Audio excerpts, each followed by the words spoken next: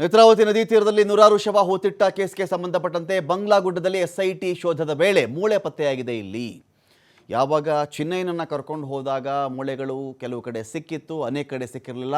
ಇದಾದ ಮೇಲೆ ಈ 11A ಈ ಪಾಯಿಂಟ್ ಎಲ್ಲ ಮಾರ್ಕ್ ಮಾಡ್ತಾ ಇದ್ರಲ್ಲ, ಅಲ್ಲಾಗದಾಗಲೂ ಕೂಡ JCBಯನ್ನು ತರಿಸಿ ಆಗದಾಗಲೂ ಕೂಡ ಅಲ್ಲೇನೂ ಸಿಕ್ಕಿರಲಿಲ್ಲ.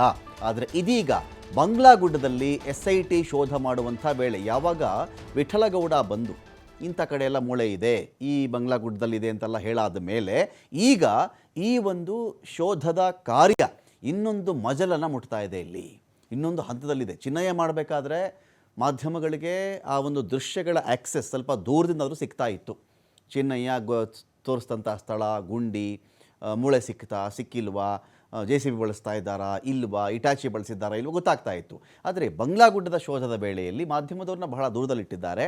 ಈ ಒಂದು ಶೋಧದ ವೇಳೆಯಲ್ಲಿ ಮೂಳೆಗಳು ಸಿಗ್ತಾ ಇವೆ. ಅಲ್ಲಿ ಮೂಳೆಗಳ ತುಂಡುಗಳು, ಕೆಲವೊಂದಷ್ಟು ಅವಶೇಷ, ಬಟ್ಟೆಯ ತುಂಡುಗಳು ಕೂಡ ಅಲ್ಲಿ ಪತ್ತೆ ಆಗ್ತಾ ಇದೆ. ಭೂಮಿಯ ಮೇಲ್ಭಾಗದಲ್ಲಿದ್ದಂಥ ಒಂದು ಪ್ಯಾಂಟ್ ಕೂಡ ಅಲ್ಲಿ ಸಿಕ್ಕಿದೆ. ಮೂಳೆ ಸಿಕ್ಕ ಭಾಗದ ಮಣ್ಣಿನ ಸ್ಯಾಂಪಲನ್ನು ಪಡೆದುಕೊಂಡಿದ್ದಾರೆ ಸೊಕೋ ಟೀಮ್.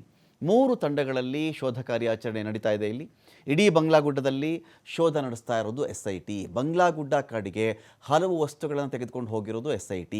ಪ್ಲಾಸ್ಟಿಕ್ ಪೈಪನ್ನು ಕ್ಯಾರಿ ಮಾಡ್ತಾ ಇದ್ದಾರೆ. ಉಪ್ಪು, ಅಕಸ್ಮಾತ್ ಬಾಡಿನೇ ಸಿಕ್ಕಿಬಿಡ್ತಪ್ಪ, ಕೊಳೆತ ಸ್ಥಿತಿಯಲ್ಲೇ ಬಾಡಿ ಇತ್ತು, ಇನ್ನೂ ಬಾಡಿ ಪೂರ್ತಿಯಾಗಿ ಮಣ್ಣಿನಲ್ಲಿ ಕರಗಿಲ್ಲ, ಸ್ವಲ್ಪ ಉಪ್ಪಿಗಿಪ್ಪು ಹಾಕಿ ಆ ಒಂದು ದೇಹದ ಉಳಿದ ಭಾಗವನ್ನಾದರೂ ಸಂರಕ್ಷಣೆ ಮಾಡಿಕೊಂಡು FSLಗೋ DNA ಟೆಸ್ಟ್ಗೋ ಕಳಿಸ್ಬೇಕಾಗತ್ತಲ್ಲ, ಅದಕ್ಕೆ ಉಪ್ಪನ್ನು ಕ್ಯಾರಿ ಮಾಡ್ತಾ ಇದ್ದಾರೆ.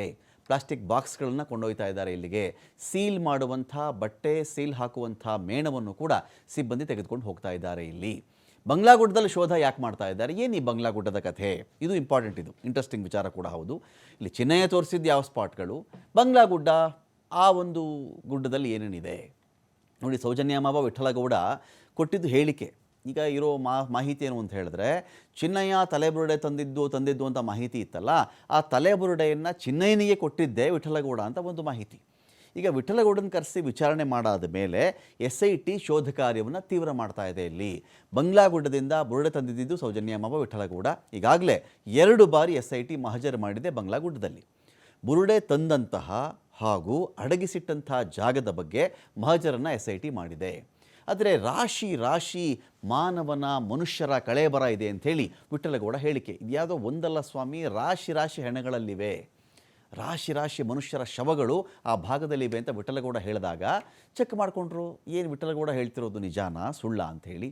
ಆದರೆ ಈಗ ಮಹಜರು ಮಾಡುವಂಥ ವೇಳೆಯಲ್ಲಿ ವಿಠಲಗೌಡ ಮಾತಿಗೆ ಪೂರಕವಾಗಿ SIT ಅವರಿಗೆ ಅಸ್ಥಿಪಂಜರಗಳು ಸಾಕಷ್ಟು ಕಾಣಿಸಿವೆಯಂತೆ ಆ ಭಾಗದಲ್ಲಿ. SIT ವಿಚಾರಣೆ ಬಳಿಕ ಹೇಳಿಕೆ ಕೊಟ್ಟಿದ್ದದ್ದು ಸೌಜನ್ಯ ಮಾವ ವಿಠಲಗೌಡ, ತುಂಬ ಅಸ್ಥಿಪಂಜರಗಳು ಸಿಕ್ಕಿದೆ ಅಲ್ಲಿ ಅಂತ. ಹೀಗಾಗಿ ಇವತ್ತು ಮತ್ತೊಮ್ಮೆ ಬಂಗ್ಲಾಗುಡ್ಡ ಕಾಡಿನಲ್ಲಿ ಮಹಜರ್ ಕಾರ್ಯ ನಡೀತಾ ಇದೆ.